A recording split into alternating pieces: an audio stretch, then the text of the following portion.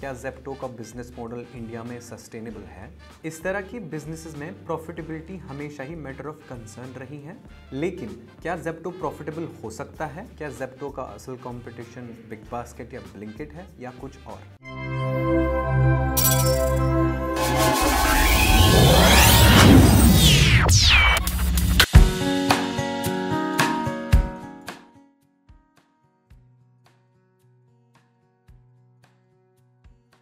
आप सब ने कभी ना कभी इस तरह की सिचुएशन फेस की होगी जहां आप इम्पोर्टेंट काम या मोमेंट को छोड़कर ज़रूरत की चीज़ें लेने जाते हैं, जिसकी वजह से हमारा काफ़ी समय आने जाने में और कभी कभी चीज़ें एक ही जगह पर ना मिलने की वजह से ज़ाया हो जाता है। आदाब दोस्तों, मेरा नाम ज़ीशानुल हक है और मैं प्लानिफाई कैपिटल से। आज की वीडियो में हम बात करेंगे ज़ेप्टो की।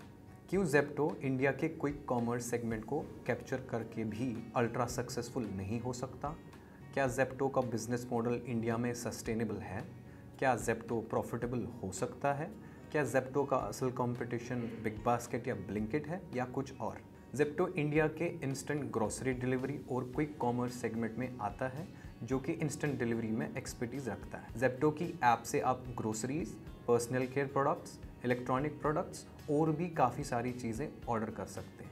और सबसे अनोखी बात ये है कि ये प्रोडक्ट्स आपके पास सिर्फ और सिर्फ 10 मिनट के अंदर पहुंचते हैं। आदित्य पलीचा और केवल्य वोरा, जो कि ज़ेप्टो के फाउंडर्स हैं, स्टैनफोर्ड यूनिवर्सिटी ड्रॉपआउट्स हैं जो कि कंप्यूटर इंजीनियरिंग की डिग्री हासिल कर रहे थे।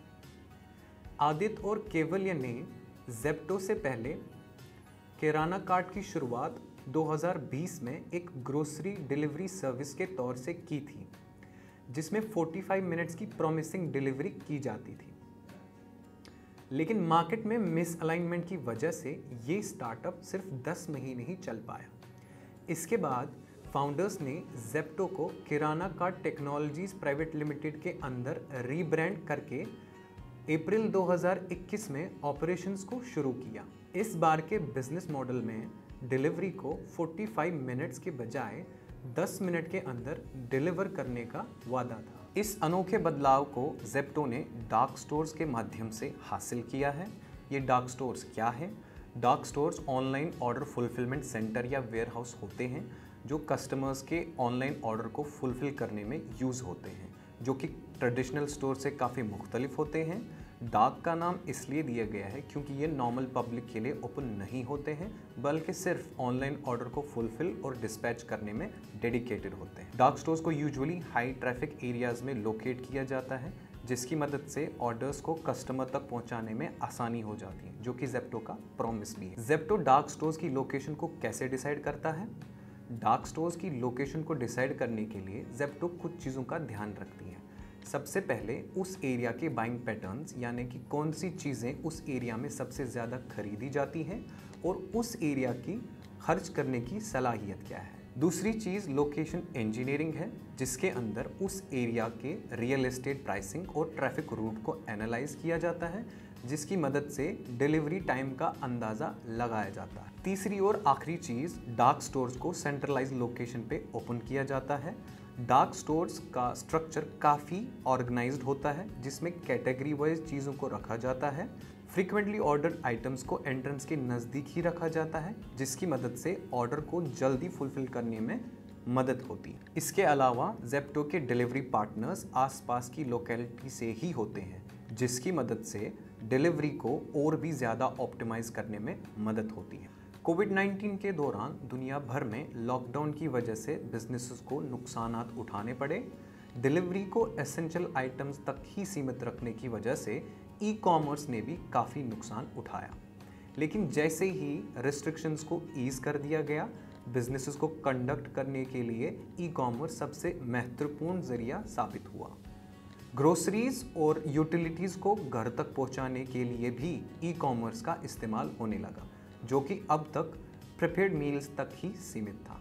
फाउंडर्स ने इस अपॉर्चुनिटी को एक्सप्लॉइट करते हुए एंटरप्रेन्योरल स्पिरिट को दर्शाया और ज़ेप्टो की शुरुआत की। इसमें कोई दोराय नहीं है कि ज़ेप्टो ने इंडिया के क्विक कॉमर्स सेगमेंट में अपना नाम काफ़ी तेज़ी से बना लिया है। 2022 में ज़ेप्टो ने 100 करोड़ का रेवेन्यू किया था, लेकिन इसके साथ साथ 390 करोड़ का लॉस भी हुआ था। 2023 की बात करें तो रेवेन्यू 2022 के मुकाबले में 10 गुना बढ़कर तकरीबन 1400 करोड़ तक पहुंचा है और कहा जा रहा है कि एबिटा मार्जिन में भी इम्प्रूवमेंट है। लेकिन क्या ज़ेप्टो प्रॉफिटेबल हो सकता है? ज़ेप्टो ग्रोसरीज को डिस्ट्रीब्यूटर्स से कम दाम पर खरीदकर रेवेन्यू जनरेट करता है। ज़ेप्टो की मोस्ट SKUs यानी स्टॉक कीपिंग यूनिट्स FMCG यानी फास्ट मूविंग गुड्स के सेगमेंट में आती हैं, जहां पे मार्जिन्स काफ़ी कम होते हैं। इसके अलावा ज़ेप्टो हैंडलिंग चार्ज, जो कि ऑर्डर को सेफली डिस्पैच करने के लिए चार्ज करता है।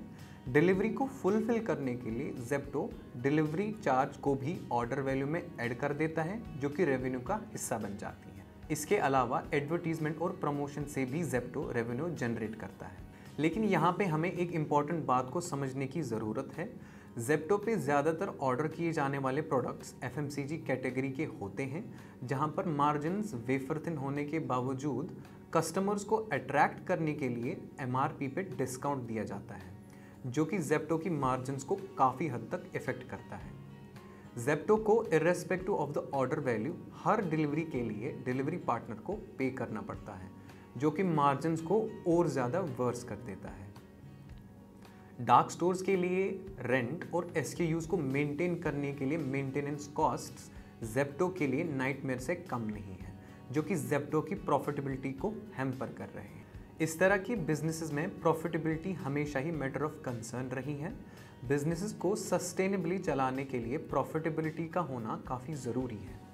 जैसा कि हमने देखा भी है कि investors to an extent business में पैसा डालते तो हैं, लेकिन प्रॉफिटेबिलिटी ना होने की वजह से इन्वेस्टर्स बिजनेस में पैसा डालना बंद कर देते हैं, जिसकी वजह से इवेंचुअली बिजनेस या तो बेचने पे या तो बंद करने पे मजबूर होते हैं, जैसा कि हमने फार्मईजी में देखा है। फार्मईजी की डिटेल्ड वीडियो देखने के लिए आप हमारी चैनल पे विजिट कर सकते हैं। क्या ज़ेप्टो का बिजनेस मॉडल इंडिया में सस्टेनेबल हो सकता है?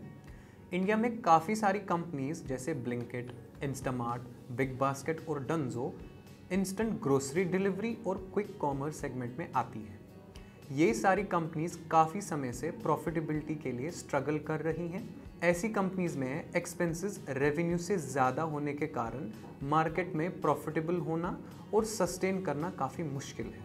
इसको और अच्छे से समझने के लिए हम सुभिक्षा की एग्जाम्पल लेते हैं। सुभिक्षा एक इंडियन रिटेल चेन थी जो 1997 में आर सुब्रमण्यन ने, जो कि IIT मद्रास और IIM अहमदाबाद के एलुमनी रह चुके हैं, उन्होंने स्टार्ट किया था। सुभिक्षा का पहला स्टोर $1 मिलियन की इन्वेस्टमेंट से चेन्नई में ओपन किया गया था। सुभिक्षा अपने प्लेटफॉर्म के जरिए ग्रोसरीज, फ्रूट्स और वेजिटेबल्स के साथ साथ मेडिसिन्स और यहाँ तक के मोबाइल फ़ोन्स भी बेचते थे। कंपनी ने रेगुलरस एक्सपेंशन करते हुए सिर्फ 8 साल में 10 स्टोर से 1000 स्टोर तक ओपन कर लिए। मार्केट में मिस अलाइनमेंट और फाइनेंशियल मिस मैनेजमेंट की वजह से कंपनी ने 2009 फरवरी में आउटलेट्स को शट करना शुरू कर दिया और मई 2009 में कंपनी ने अपने 1600 आउटलेट्स को शट करके बिजनेस को वाइंड अप कर।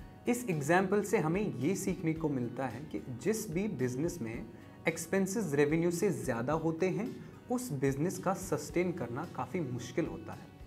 ऐसे बिजनेसेस को सस्टेन करने के लिए लगातार फंड्स की ज़रूरत होती है और जैसे ही फंड्स का इनफ्लो बंद हो जाता है तो बिजनेस का सस्टेन करना काफ़ी मुश्किल हो जाता है। ऐसी ही एक एग्जाम्पल ग्रोफर्स की है, जो कि एक ग्रोसरी डिलीवरी प्लेटफॉर्म थी। ग्रोफर्स ने काफ़ी जल्दी ऑपरेशंस को एक्सपेंड करने के लिए फंडिंग उठा ली, लेकिन इसके बावजूद भी वो प्रॉफिटेबल होने में नाकाम रही। आखिरकार अगस्त 2021 में जोमेटो ने ग्रोफर्स को $1.2 बिलियन वैल्यूएशन पे अक्वायर कर लिया। ग्रोफर्स को आज ब्लिंकिट के नाम से जाना जाता है, जो कि ज़ेप्टो का कंपटीशन की सक्सेस स्टोरी का वीडियो हमारी चैनल पे अवेलेबल है। उस वीडियो को देखने के लिए आप आई बटन पर क्लिक कर सकते हैं। ज़ेप्टो का कंपटीशन क्या है? 2023 में ज़ेप्टो इंडिया का पहला यूनिकॉर्न है। मार्च 2022 में ज़ेप्टो का Indian quick commerce market share 13% था। मार्च 2023 में इंडिया के क्विक कॉमर्स मार्केट का 24% मार्केट शेयर ज़ेप्टो ने कैप्चर कर लिया। जेप्टो के कंपटीशन में हम ब्लिंकिट, इंस्टामार्ट, बिग बास्केट और डंजो को लेते हैं, जो कि सही है। लेकिन जेप्टो का असल कंपटीशन लोकेलिटीज़ में मौजूद ग्रोसरी शॉप्स, किराना शॉप्स और सुपरमार्ट्स हैं, जो कि कस्टमर्स की कन्वीनियंस पर अवेलेबल है और वहाँ पे कस्टमर्स क्रेडिट साइकिल यानी उधारी पे सामान खरीद लेते हैं। इंडिया के majority price sensitive lower class population इन्हीं स्टोर से सामान खरीद लेते हैं, जबकि जेप्टो पे उधारी का कोई कॉन्सेप्ट नहीं है।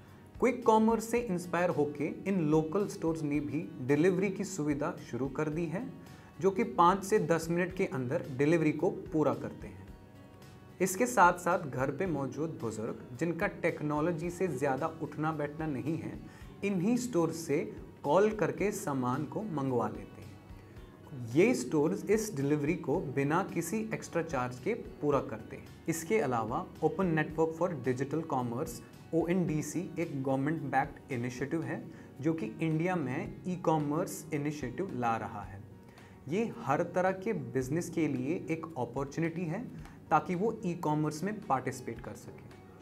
ONDC गवर्नमेंट बैक्ड होने की वजह से लोअर कमीशन चार्ज करती है, जिसकी वजह से सेलर्स इसको प्रेफर कर रहे हैं। ONDC की मदद से नए प्लेयर मार्केट में आकर जेप्टो से कम्पीट कर सकते हैं।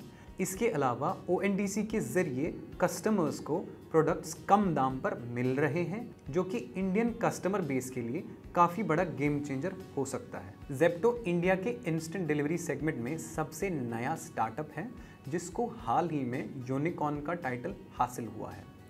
जेप्टो ने अब तक $560 मिलियन की फंडिंग उठाई है।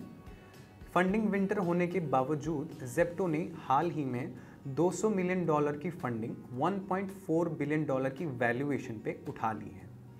इसमें स्टेपस्टोन ग्रुप लीड इन्वेस्टर रह चुके हैं। जेप्टो की इन्वेस्टर्स की बात करें तो इसमें Y Combinator, Nexus Ventures, StepStone Group, Glade Brook Capital जैसे बड़े नाम शामिल हैं। दोस्तों, आज हमने देखा कि किस तरीके से जेप्टो ने इंडियन क्विक कॉमर्स सेगमेंट को ट्रांसफॉर्म कर लिया। 2.5 साल में मार्केट में काफ़ी सारे दिग्गज प्लेयर होने के बावजूद भी 24% मार्केट शेयर हासिल कर चुका है।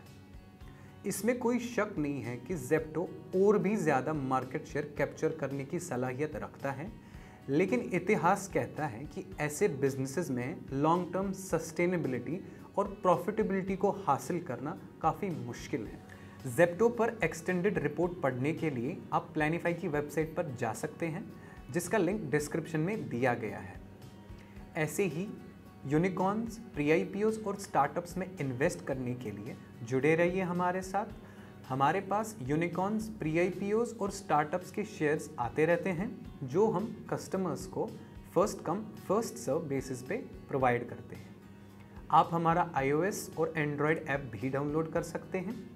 ऐसे ही इन्फॉर्मेटिव वीडियोस के लिए जुड़े रहिए प्लानिफाई के साथ। अगर आपको ये वीडियो अच्छा लगा हो तो वीडियो को शेयर और लाइक करें, चैनल को सब्सक्राइब करें और बेल आइकन को ज़रूर दबाएं। जेप्टो से मुतल्लिक आपके सवाल आप कमेंट सेक्शन में लिख सकते हैं। हमारी टीम आपका जवाब ज़रूर देगी। धन्यवाद।